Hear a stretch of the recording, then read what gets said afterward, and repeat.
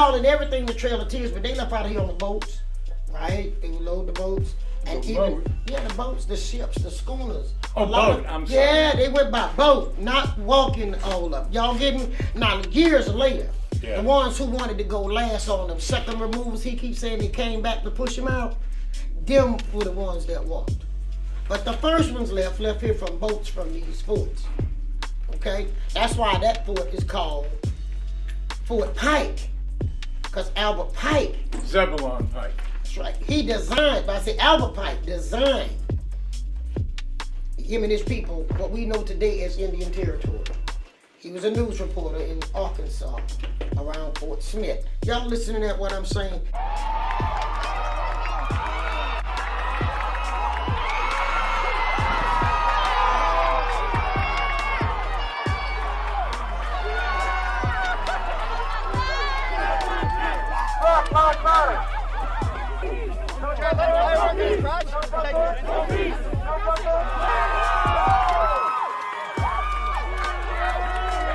Who is Albert Pike? The leader of the KKK. You know, white supremacy rules this nation. They like to pretend like they're not racist here, but it's all a facade. White people have been lying to black people since the beginning of time, misleading them, making them believe that this country is for everyone. This is not the land of the free. This is the land of the Freemasons. The following program contains violence, disturbing imagery, nudity, and, oh my God, why are you even watching this? This is the original Ku Klux Klan uniform. Go look it up. That show you the Shriners' influence on it, by Albert Pike. He started the damn Ku Klux Klan. Okay, this is the Shriner emblem. Here's the Ku Klux Klan uniform. This is their book, the manual for the Ku Klux Klan. What is it called? The Quran. And so you can see the influence even with the Holy Quran, because Muslims don't say Quran. They don't spell it Koran. That show you the cracker influence right there. Don't no Muslims say Quran. They spell it Quran with the Q. Quran. That's how they spell it. Albert Pike was an evil KKK member, and so was Robert Byrd.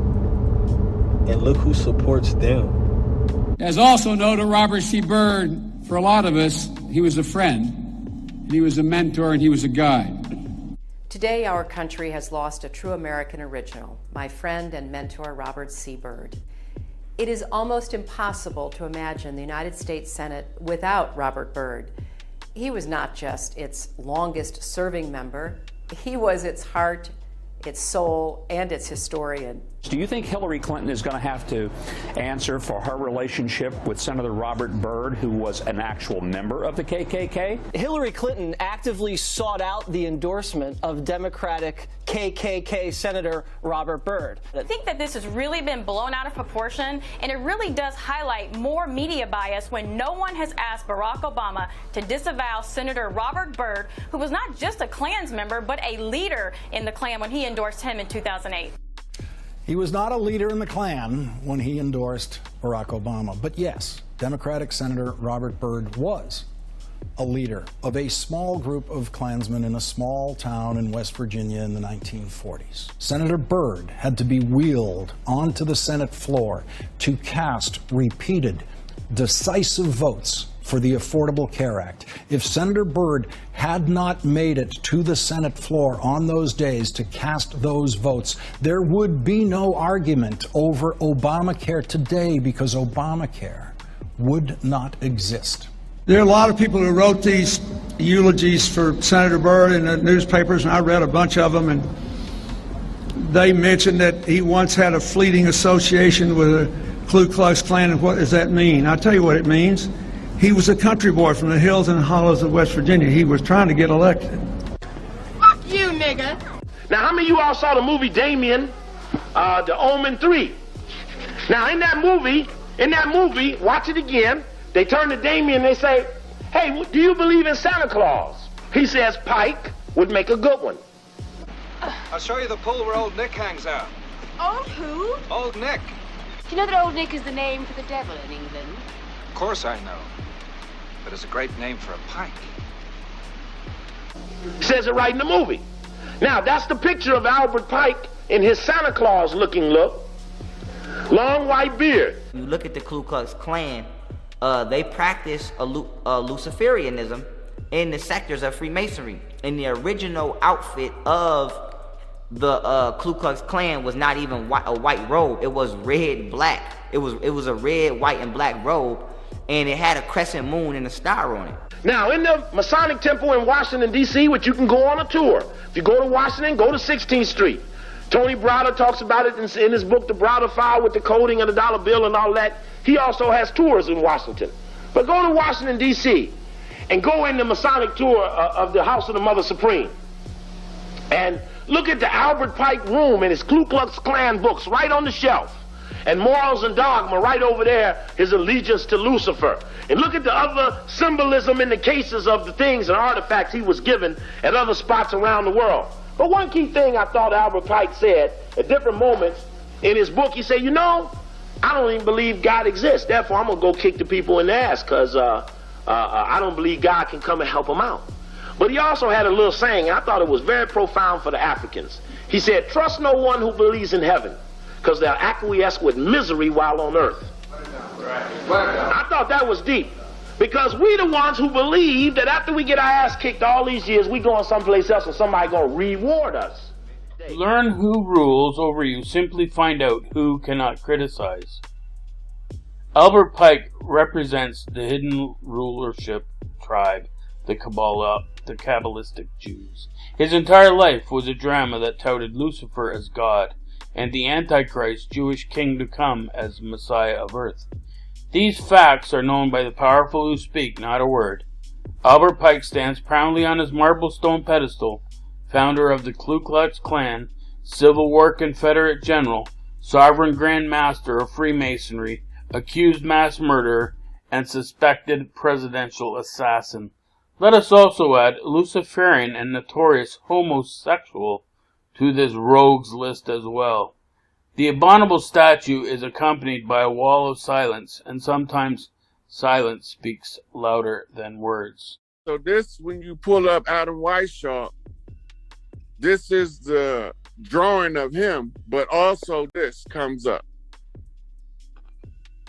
If you see, that's George Washington to the right side of the screen right there. Right there. And that's Albert Pike without the beard. But all of these is the same motherfucker. Now, Adam Weishaupt is supposed to have been French. Right? And he was supposed to have written the founding documents of the Illuminati. Right? But they paint him as a pale guy, but the guy behind the scenes, we not seeing him. So you would never figure out that Adam Weishaupt is the fake George Washington imposter who changed his name to Albert Pike when he got to America. You remember they was hunting Adam Weishaupt down in Europe after they discovered the Illuminati papers. Yeah, that's right. That's right. I read about that. Yeah, so when they was hunting him down over there, where you think he went? Now here's one of the 3 greatest Freemasons of all time, who actually helped construct the 33 degrees or rituals of modern Freemasonry, Albert Pike. A hideous man with a deeply complicated mind, and one who will soon help you to see who they really are. This is how important he is to Freemasonry. He's buried here, in the House of the Temple, a Washington Masonic Lodge, just around the corner from the White House. He was called the Grand Commander, Sovereign Pontiff of Universal Freemasonry, a giant of this secret society, the only Confederate general who has his own statue. And who were the Confederates? The dudes that fought for slavery, not against it. Now this is Albert Pike, the leading Masonic philosopher of the last century, and in his book Morals and Dogma, which was given to every Mason who advanced through the degrees up until 1974. This was the Masonic Bible. And what Pike wrote on page 104, Masonry conceals its secrets from all except the adepts and the sages of the elect, and uses false explanations and misinterpretations of its symbols to mislead those who deserve to be misled, to conceal the truth which it calls light from them, and to draw them away from it. In other words, you ask for the light, but we're not going to let you know what the light is. Well, on page 321 of Morals and Dogma, Pike lays it right out. Lucifer, the light bearer. Strange and mysterious name to give to the spirit of darkness.